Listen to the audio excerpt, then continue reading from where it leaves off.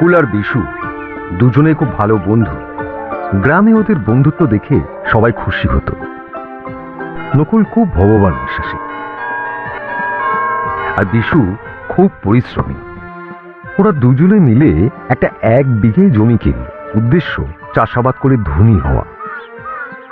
বিশু বলল, দেখো দেখো ভাই নকুল, আমরা যদি ঠিক মতো খাটতে পারি তবে আমরা খুব ভালো উপার্জন করতে পারবো। হ্যাঁ, তা ভগবানের যদি ইচ্ছে হয় তবে নিশ্চয়ই হবে। দুজন দুজনের মনোভাব জানালো।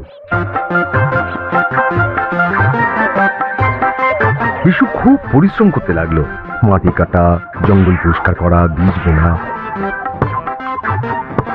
আর নকুল শুধু ভগবানের কাছে আশীর্বাদ চাইল।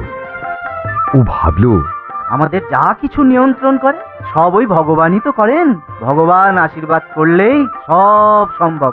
তারপর দিন যায়, মাস যায়, মাঠে সবুজ চারায় ছেয়ে গেল।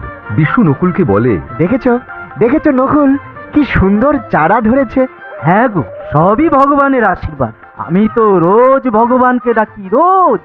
বিশু কিছু বলে না, সে শুধু মন দিয়ে কাজ করতে থাকে।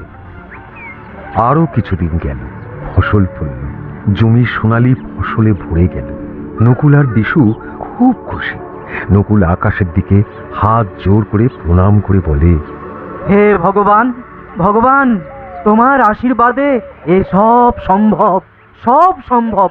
তোমার আশীর্বাদেরই তো ফল।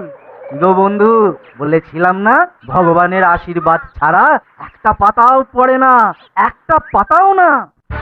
এবার ফসল বিক্রয়ের সময় এলো। ফসল বিক্রি করে অনেক লাভ হলো, কিন্তু এবার শুরু হলো সমস্যা, টাকা ভাগ নিয়ে। নকুল বলে, ভাই বিশু, কি গো, হ্যাঁ, ভগবানের ইচ্ছায় ভালোই তো লাভ হয়েছে গো। হ্যাঁ, এবার আমরা লাভের অংশ ভাগ করে নি, কি গো? দেখো ভাই, এই জমিতে বীজ বপন থেকে শুরু করে ফসল কাটা অবধি আমি পরিশ্রম করেছি। সুতরাং পরিশ্রমে তো একটা মূল্য থাকে নাকি? তাই তাই আমারই কিন্তু বেশি লাভের অংশ পাওয়া উচিত। হ্যাঁ, সে তুমি যাই বলো না কেন ভাই, আমার কিন্তু বেশি লাভের অংশ পাওয়া উচিত। ও, তা আমি যে ভগবানের কাছে সব সময় আশীর্বাদ চেয়েছি, ভগবানের আশীর্বাদ ভিন্ন এই এত ফসল ফলতো, বলো ফলতো কি? সুতরাং আমার বেশি পাওয়া উচিত, বেশি। দুজনের কথা কাটাকাটি চলতে থাকে। এই প্রথম ফসলের ভাগ বাটোয়ারা নিয়ে ওদের মধ্যে ঝগড়া বিবাদ শুরু হয়ে গেল। দুজনেই চলল গ্রামের মোড়ল মশাইয়ের কাছে।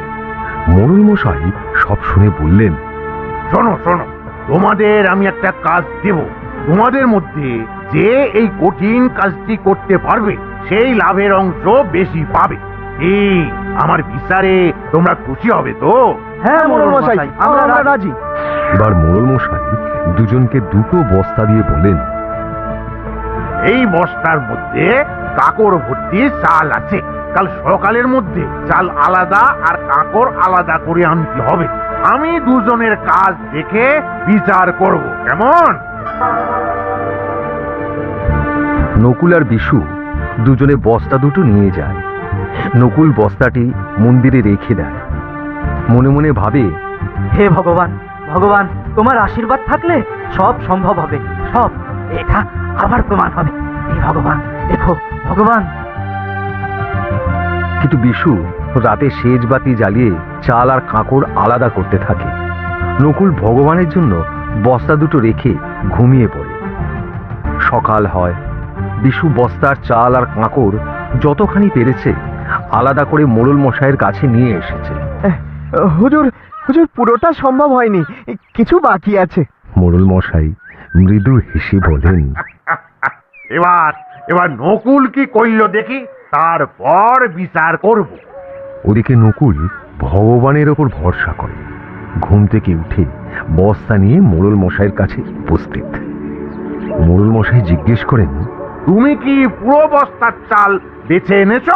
নকুল হাত জোর করে বলে, না মোড়ল মশাই, আমি সব কাজটাই ভগবানের ওপর ছেড়ে দিয়েছি।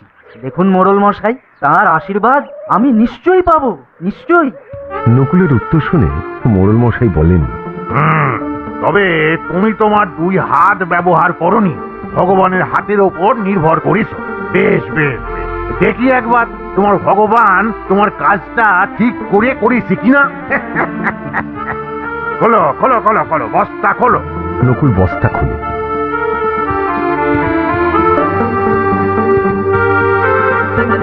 দেখা যায় যেমন কাঁকড় ভর্তি ছিল ঠিক তেমনই আছে। তখন মোড়ল হেসে বললেন, ভগবান আমাদের সবাইকে এই দুটো হাত দিয়েছেন কাজ করার জন্য, এটাই ওনার শ্রেষ্ঠ দান।